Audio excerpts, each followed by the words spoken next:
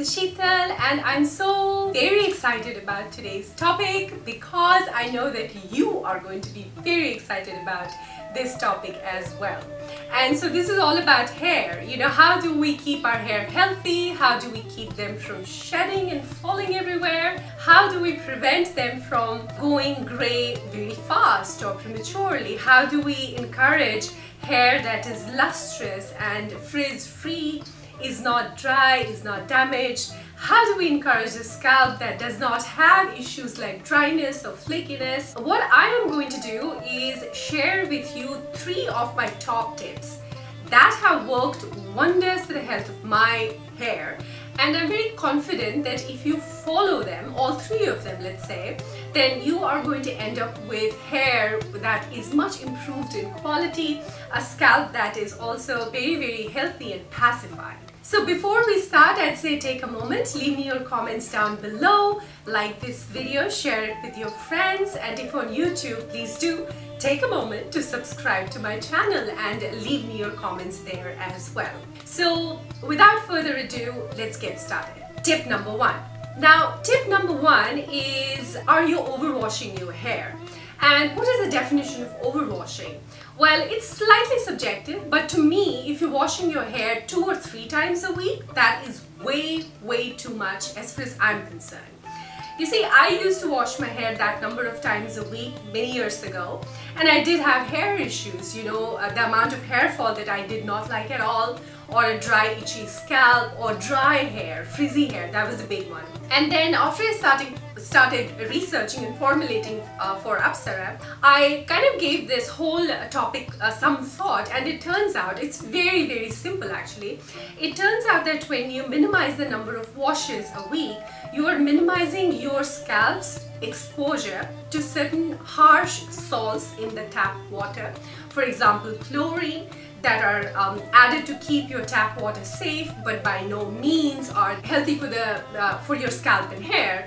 On the contrary, they might cause a lot of issues which nobody enjoys. Dry scalp being one of them, dandruff, dry, lackluster hair, etc. In my case, I do not wash my hair any more than once a week. That is plenty for me. So inadvertently, then you're also cutting down your exposure to these salts in the tap water, which your scalp is going to thank you about, and your hair is going to be in a wonderful place as well. Now, it does take a little bit of adjustment and getting used to the fact that you're not washing 2 or 3 times a week, but only once. But as in everything, once you make the adjustment, you are going to be much better off because of it. So I urge you to take this tip seriously and see if you can do it right away, like cut down on the number of washes, and you can go gradual. You don't have to go from 4 washes to 1, that might be a little too much of an adjustment, but definitely you can go from, let's say, 3 to 2 and then 2 to 1.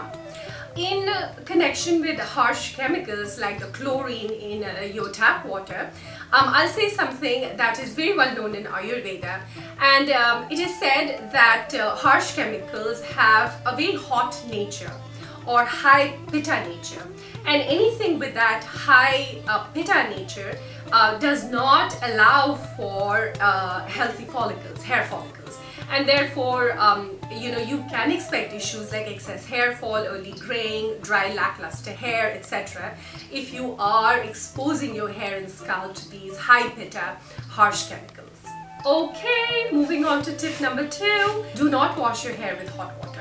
So if you're washing your hair with hot water, it really ultimately is not good for the health of your scalp and your hair, and you might be wondering why. Well, nature intended to keep some oils in our scalp so that our follicles in our scalp and our hair found themselves to be in a very nourished place.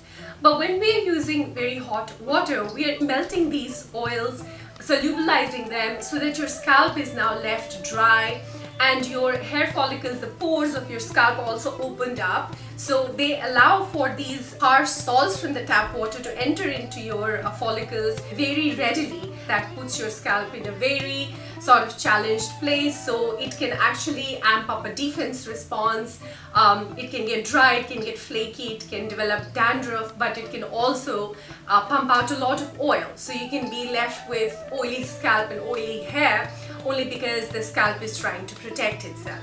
So in summation, make sure that the water temperature that is being used to wash your hair and scalp is lukewarm.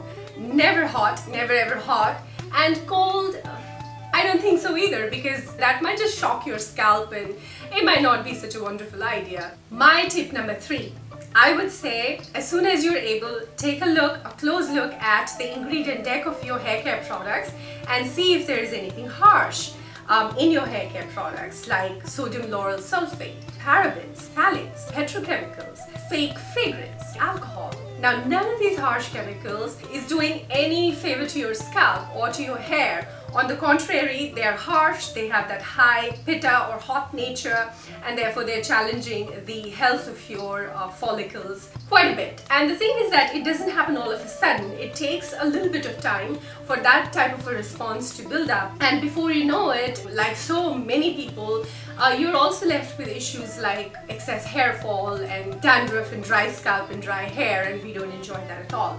So my biggest encouragement to you is to take a moment and go natural with your hair care. You know, use hair care products that are made with natural ingredients, are time tested, and ultimately your scalp is going to thank you for this change as well. In my case, this change has been phenomenal. And tied to this tip is a question, and the question is, are you oiling your hair?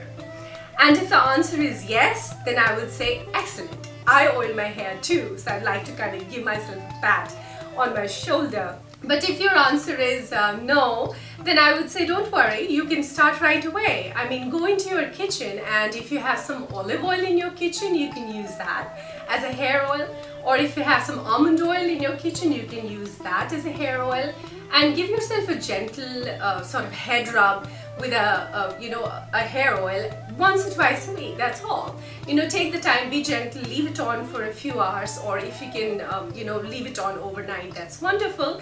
And then you do your shampooing and conditioning per usual, but make sure these products are very gentle. I use Apsara's rosemary and amla hair oil, and I've done so for years. And this hair oil is wonderful. I mean, it's a blend of Ayurvedic ingredients, and none of these ingredients needs an introduction. There are ingredients like bhringraj, shikakai, amla, brahmi, turmeric in this hair oil, and they have been used for thousands of years to make sure that your scalp and follicles are extremely healthy, and your hair, by virtue of that, is bound to be healthy. Because remember, healthy follicles, a healthy scalp ensures that our hair is in a very healthy condition as well.